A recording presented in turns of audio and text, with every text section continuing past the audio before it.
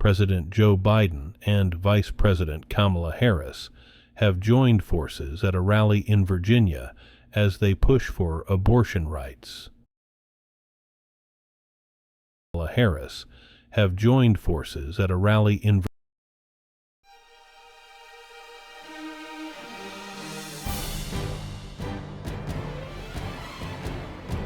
Today is Thursday, January 25th, 2024, and this is the Dunkley Report.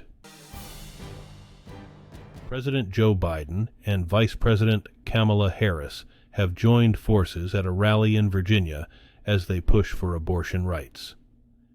First Lady Jill Biden and Second Gentleman Doug Emhoff were also there Tuesday at what was the first joint appearance by all four of them since the 2024 campaign began. It's a reflection of the importance that Democrats are placing on abortion as they face a likely rematch against Donald Trump, the former Republican president. Trump helped pave the way for overturning Roe v. Wade by nominating 3 conservative justices to the U.S. Supreme Court, a fact that the Biden campaign plans to remind voters of at every opportunity. The UN High Commissioner for Refugees says that he's worried that the war in Ukraine has been forgotten as the country prepares to mark 2 years since Russia's full-scale invasion. UNHCR Chief Filippo Grandi also told the Associated Press in an interview on Wednesday that it was important to remind the international community that Ukrainians were still living through a brutal war despite other global crises taking the spotlight. Grandi has been visiting Ukraine for a week. He said that the invasion continues to bring devastation to civilians, with houses destroyed, health centers hit, and many facilities not functioning. Officials say that 2 U.S.-flagged ships carrying cargo for the Defense and State Departments have come under attack off Yemen.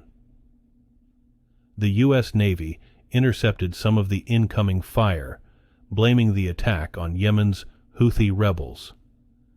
The attacks on the container ships Maersk Detroit and Maersk Chesapeake further raise the stakes of the group's ongoing attacks on shipping through the vital Bab el-Mandeb Strait.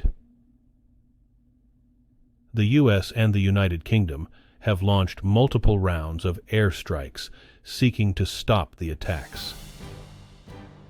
Qatar says it's appalled by leaked remarks made by Israeli Prime Minister Benjamin Netanyahu, in which he criticized the country's mediation efforts with Hamas. The public spat. Wednesday complicates already arduous negotiations meant to halt the hostilities in exchange for a hostage release. Sensitive talks mediated by Qatar and Egypt were underway in an effort to advance a potential agreement that might offer some respite in the devastating 3-month-old war. Even as the diplomacy continued, fierce fighting still raged, especially in southern Gaza, where the United Nations says an Israeli tank strike on a UN facility killed 9 people and wounded dozens. The groundwater that supplies farms, homes, industries, and cities is being depleted across the world, and in many cases it's happening at rates faster than in the past 40 years. That's according to researchers whose work was published Wednesday in the journal Nature. Groundwater is one of the largest freshwater sources anywhere in the world, making the depletion of aquifers a significant concern. On the plus side, the scientists found several examples of aquifers that were helped to recover by changes in policy or water management. They analyzed groundwater data from 170,000 wells from nearly 1,700 aquifers across more than 40 countries. The U.S. military has hit 3 facilities in Iraq and 2 anti-ship missiles in Yemen within hours of each other in its continued effort to keep violence from the Israel-Hamas war from spilling over into a wider conflict. Both strikes were targeting Iranian-backed proxy weapons sites that the United States has said are involved in the strikes against U.S. forces in Iraq and Syria, and in launching anti-ship missiles and drones that threaten commercial vessels in the Red Sea.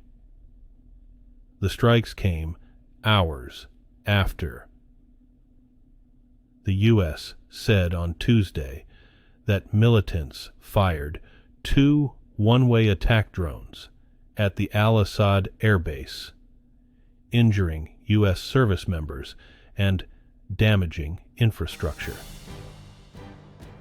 After the October 7th attack by Hamas, Israelis put aside their differences and rallied behind the war effort in Gaza. But as the war grinds on, the mood of the Israeli public is shifting, and old divisions are re-emerging. The catalyst is a rift over the polarizing leadership of Prime Minister Benjamin Netanyahu and a growing frustration with his management of the war.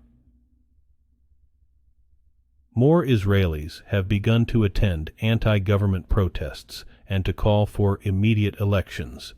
Netanyahu says the country must press ahead with the war.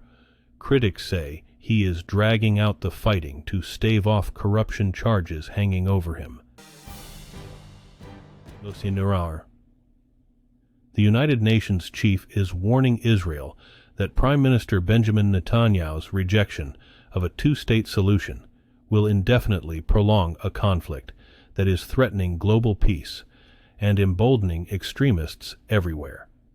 In his toughest language yet on the Israeli-Hamas war, Secretary General Antonio Guterres told a ministerial meeting of the UN Security Council on Tuesday that the right of the Palestinian people to build their own fully independent state must be recognized by all, and a refusal to accept the 2-state solution by any party must be firmly rejected. Netanyahu's rejection of a Palestinian state in any post-war scenario has opened a wide rift with Israel's closest ally, the United States. A Russian military transport plane crashed in a border region near Ukraine. Moscow accused Kiev of shooting it down and said that all 74 people aboard were killed on Wednesday. Russia said the fatalities included 65 Ukrainian POWs. Russia offered no evidence, and Ukraine didn't immediately confirm or deny it. Video of Wednesday's crash on social media from the Belgorod region of Russia showed a plane falling in a snowy and rural area. A ball of fire erupted on the ground. The Associated Press couldn't confirm who was aboard or other details on the crash. Russia and Ukraine have traded conflicting accusations throughout the 700-day war. Russia said that the Il-76 transport plane was carrying 65 POWs, a crew of 6 and 3 Russian servicemen. Farmers in France have staged protests across the country and in Brussels against low wages and what they consider to be excessive regulation, mounting costs, and other problems. Roadblocks spread in many French regions on Wednesday. The demonstrations come a day after a farmer and her daughter died in a traffic collision at a protest barricade. Some farmers are planning to protest in Brussels, where French Farmers Union Rural Coordination has called for a demonstration against the ever-increasing constraints of European regulations and ever lower incomes. The protests are the first major challenge for newly appointed Prime Minister Gabriel Attal and his government. Similar anger erupted recently in other countries of the European Union. Today's news was reported by the Associated Press. This has been the World News for Thursday, January 25th, 2024. Thanks again for joining us at The Dunkley Report.